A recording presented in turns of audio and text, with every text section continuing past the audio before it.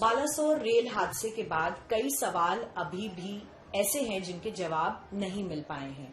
हालांकि सरकार ने इस वक्त सीबीआई की इंक्वायरी शुरू कर दी है, एफआईआर भी रजिस्टर कर दी है, लेकिन हमारे पास एक ऐसी जो जानकारी है जिसे रेलवे की भाषा में अगर कहें तो इसे डेटा लॉगर कहते हैं।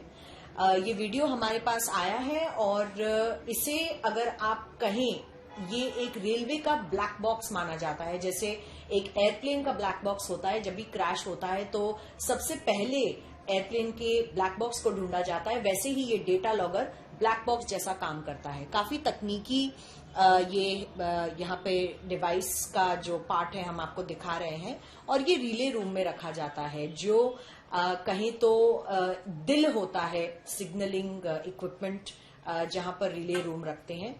इन तमाम तकनीकी जानकारियों पर प्रकाश डालने के लिए हमारे साथ आज हैं अखिल अग्रवाल जी, जो रिटायर्ड डीजी हैं सिग्नलिंग एंड टेलीकॉम के, रेल मंत्रालय में रह चुके हैं, रेल बोर्ड में। सर बहुत बहुत धन्यवाद हमसे बात करने के लिए। सर जो तमाम तकनीकी एक्सपर्टीज हैं वो हमें अखिल जी बताएंगे इस वीडियो के बारे में। सर ये जो वीडियो अभी हम देख रहे हैं हमारे सामने, ये जो ग्राफिक है, ये उस दिन बालासोर में जो रेल हादसा हुआ है ये उसका ग्राफिक है। सर तो थोड़ा हमें बताएं कि यहाँ पर क्या दिखाई दे रहा है। और ये जो वीडियो है ये प्रधानमंत्री नरेंद्र मोदी को भी दिखाई दी थी जब बालासोर का रेल हादसा हुआ था, तीनों ट्रेनें एक दूसरे की चपेट में आ गई थी। एक तो हम इसको बताना चाहेंगे कि ये जो वीडियो है ये डेटा लॉगर का है। इस बेसिकली इवेंट लॉगर, मतलब वहां पे जो भी इवेंट उस समय घटे हैं उन सबको टाइम स्टैंपिंग के साथ में ये उसकी डिटेल बता सकता है जी।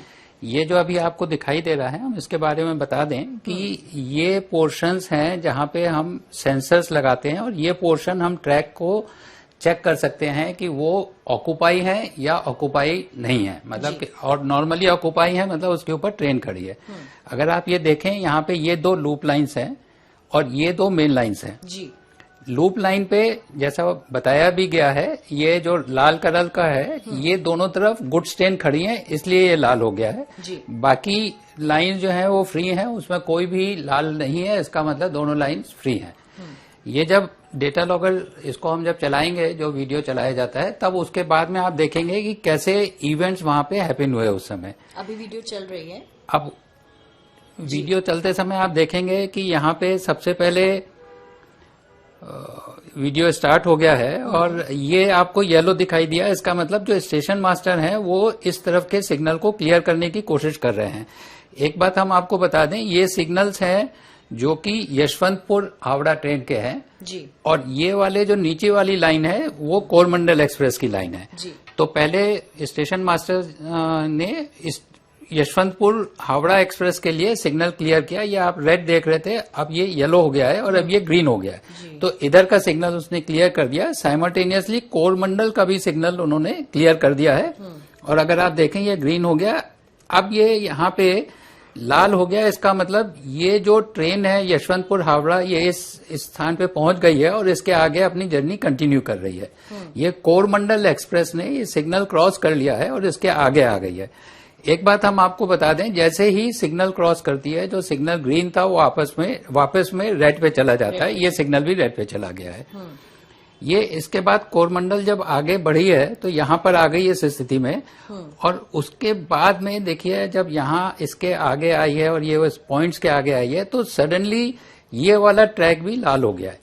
ये ट्रैक जो लाल हुआ है इसका मतलब है दिस इज समथिंग अनयूजुअल। ये गुड्स ट्रेन के पीछे वाला ट्रैक लाल हुआ है और जैसा कि हम लोग घटना के साथ में कोरबोरेट कर सकते हैं कि ये इसलिए लाल हुआ कि यहाँ पे कोरमंडल एक्सप्रेस आके उसने इस ट्रैक को ऑक्यूपाई कर लिया। अच्छा, और एक बार इसको थोड़ा सा रिवाइंड कर सकते हैं, ये फिर से दिखा सकते हैं एक और बार। हाँ, हल्का सा मुझे लगता है कि ये जो लाल वाली लाइन थी ये नीचे की तरफ भी दिखाई दी, ये कैसे पहुंची नीचे की तरफ, एक और बार प्ले करके बताते हैं। ये देखिए ये कोरमंडल यहाँ से चल रही है, सिग्नल दिया हुआ है उसको, ग्रीन है और उसके बाद में आप देखेंगे ग्रीन के आगे ये जैसे ही ऑक्यूपाई किया ये रेड हो गया और यहाँ पे इसने एकदम से ऑक्यूपाई कर लिया। बिल्कुल बिल्कुल। तो ये ऑक्यूपाई किया है, इसका मतलब दिस पॉइंट ऑफ टाइम कुछ अनयूजुअल हुआ, जिसकी वजह से कोरमंडल जो कि सिग्नल दिया हुआ था मेन लाइन के लिए, वो किसी वजह से यहाँ पे लूप लाइन में चली गई और यहाँ पे क्योंकि ऑलरेडी एक गुड्स ट्रेन खड़ी थी उससे वो टकरा गई है। जी जी। तो और ये सब भी लाल हुआ है। अभी इसको देख के ये नहीं पता चल सकता है कि कोरमंडल यहाँ तक आई है या उसके डिब्बे इसके ऊपर गिर गए उसकी वजह से लाल हुआ है। तो ये सब जांच का विषय है और जांच करते समय जो भी जांच एजेंसीज हैं, चाहे कमिश्नर ऑफ रेलवे सेफ्टी या दूसरे, वो इसके बारे में देखेंगे। सर ये बताइए कि इसमें क्या टाइम स्टैंपिंग भी दिख रही है नीचे की, एग्जैक्टली किस टाइम पर ये हादसा हुआ है? इसमें टाइम स्टैंपिंग होती है जो कि यहाँ पर है। अगर आप इस वीडियो को पूरा चलाएंगे तो आप देखेंगे कि ये थोड़ा सा इस वीडियो में उन्होंने टाइम स्टैंपिंग के बारे में बताने की कोशिश की है, क्योंकि जो इवेंट लॉगर होता है उसमें सारे इवेंट जब भी होते हैं तो उसकी एक टाइम स्टैंपिंग भी होती है। अच्छा। तो आप अगर वीडियो जी इसको थोड़ा सा हम दोबारा से पीछे कर दें, अगर नहीं आगे ले जाएंगे, आगे ले जाने से हम उसको देखेंगे कि इसमें यहाँ पर ये थोड़ा सा बाद में देखिए इसमें कहीं पे एक्सपैंड होने वाला है। हाँ एक्सपेंड हो जाएगा, क्योंकि यहाँ पे ये देखिए एक्सपेंड हो रहा है और इसमें इन्होंने टाइम स्टैंपिंग भी दिखाई हुई है। तो कोई भी इवेंट होता है उसके करस्पॉन्डिंग इलेक्ट्रॉनिक इंटरलॉकिंग में एक रिले होता है और वो रिले जब भी उसकी पोजीशन चेंज होती है तो वो टाइम स्टैंपिंग के साथ में यहाँ आ जाता है। तो जो भी वहां पे इंक्वायरी करेंगे कमिश्नर ऑफ रेलवे सेफ्टी या कोई दूसरी एजेंसी, उनके पास इसकी सुविधा होगी कि इस डेटा लॉगर का डेटा कलेक्ट कर लें और उसके बेसिस पे फिर वो एनालाइज करें कि किस समय क्या हुआ है। तो डेटा लॉगर बेसिकली आपको उस घटना के टाइम स्टैंपिंग के साथ में बता देगा कि किस समय क्या हुआ है। तो सर मुझे एक बात बताइए, ये डेटा लॉगर जिस इक्विपमेंट में होता है उस इक्विपमेंट को क्या कहा जाता है और ये कहाँ रखा जाता है? क्योंकि रिले रूम की भी बात की जा रही है। अब देखिए रिले रूम जो है वो किसी भी इलेक्ट्रॉनिक इंटरलॉकिंग का हार्ट होता है। वहां पे एक तो इलेक्ट्रॉनिक इंटरलॉकिंग वहां पे रखी रहती है, जो माइक्रो प्रोसेसर बेस्ड एक सिस्टम होता है वो वहां पे रखते हैं। वहां पे इवेंट लॉगर भी रखते हैं जिससे कि उसके साथ कोई टेम्परिंग ना हो।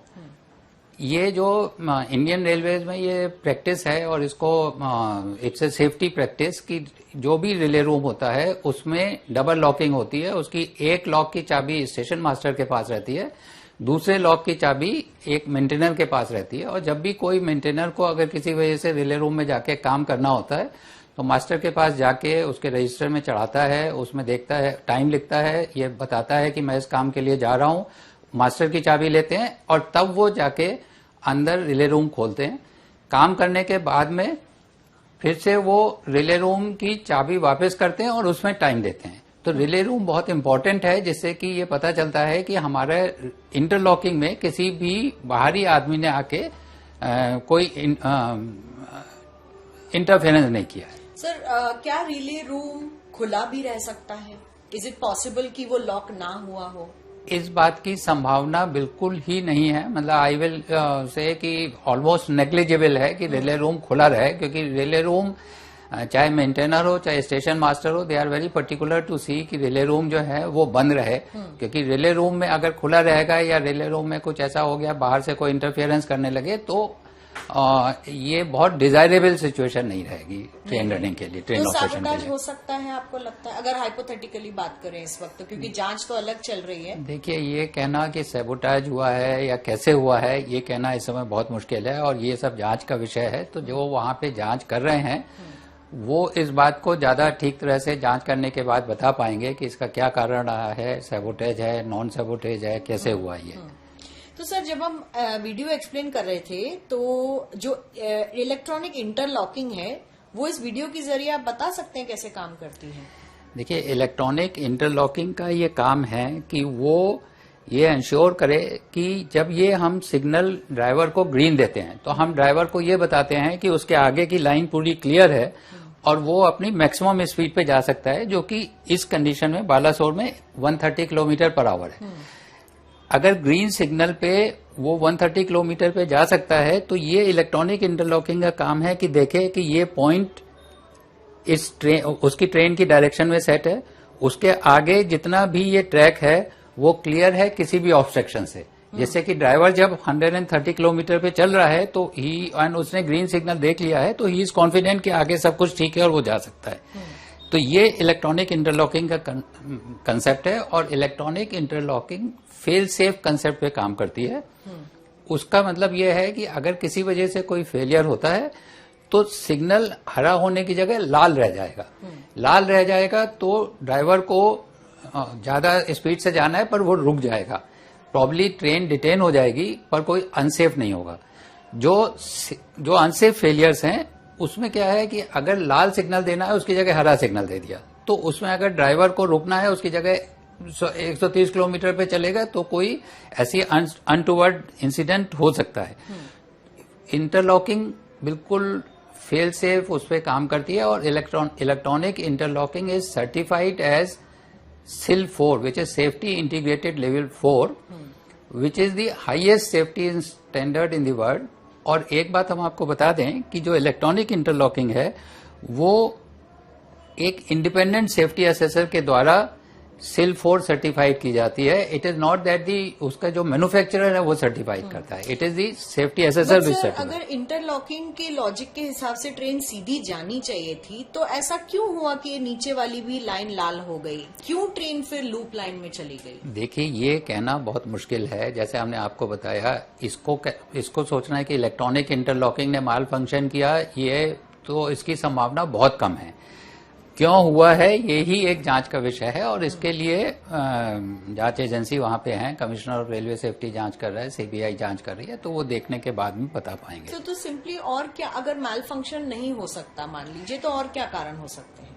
अब ये अपेरेंटली कुछ इंटरफियरेंस हो सकता है, अपेरेंटली कुछ वहां पे केबलिंग वगैरह होती है, उसमें कुछ डिफेक्ट आ सकता है। तो ये सब बड़ा मुश्किल है कहना कि इन सब चीजों में से क्या हुआ होगा जिसकी वजह से इसने माल फंक्शन किया है। बहुत बहुत धन्यवाद हमसे बात करने के लिए, क्योंकि ये सारे सवाल हैं इस वक्त पूछे जा रहे हैं और तमाम चीजों पर इन्वेस्टिगेशन भी हो रही है। एक तरफ सीबीआई की जांच भी बैठा दी गई है, और दूसरी तरफ जो कमिश्नर फॉर रेलवे सेफ्टी हैं, जो अथॉरिटी हैं, वो भी अपनी तरफ से पूरी इन्वेस्टिगेशन करेंगे, और डेटा और बहुत सारे जो इंक्वायरीज हैं अभी चल रही हैं, कलेक्शन हो रहा है बालासोर में। लेकिन समझना बहुत जरूरी है आज भी कि ये जो रेल हादसा है ये इतना बड़ा है, इतने लोगों की जानें गई हैं, और आखिर ये ऐसा क्यों हुआ ये तो फाइनली जांच में ही पता चल सकता है। पवन कुमार के साथ दिल्ली से मिलन शर्मा, आज तक।